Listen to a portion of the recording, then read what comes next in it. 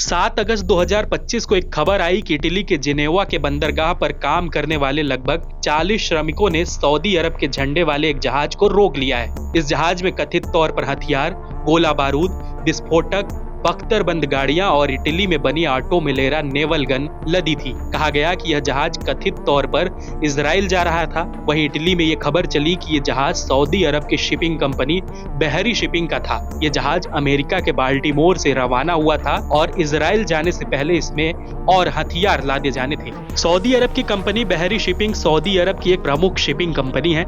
Israel और फिलिस्तीन के मुद्दे पर सऊदी अरब हमेशा से एक स्वतंत्र फिलिस्तीन के पक्ष में रहा है। इस बीच इटली की मीडिया में खबर आई कि सऊदी अरब के झंडे वाला एक जहाज इजराइल को हथियार पहुंचा रहा है और इन हथियारों का इस्तेमाल इजराइल कथित तौर पर गाजा में करेगा, जहां की स्थिति अब बद से बदतर हो चुकी है।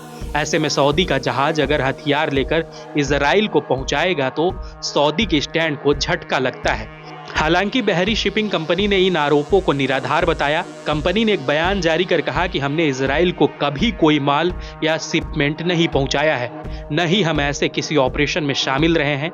हमारे सभी ऑपरेशंस नियमों के दायरे में रहकर किए जाते हैं। सारे शिपिंग ऑपरेशंस की कड़ी निगरानी और समीक्षा की जाती है। बहरी शिपिंग ने कहा कि वह ऐसे किसी भी दावे के खिलाफ कानूनी कार्रवाई करने के लिए तैयार है जो उनकी प्रतिष्ठा को नुकसान पहुंचाता है। दूसरी तरफ सऊदी अरब ने 12 अगस्त को गाजा पर ही इजरायली हमले की निंदा की थी। आज तक की एक रिपोर्ट के मुताबिक उत्तर पश्चिमी सऊदी अरब ने नियोम में क्राउन प्रिंस मोहम्मद बिन सलमान की अध्यक्षता में एक कैबिनेट मीटिंग हुई थी।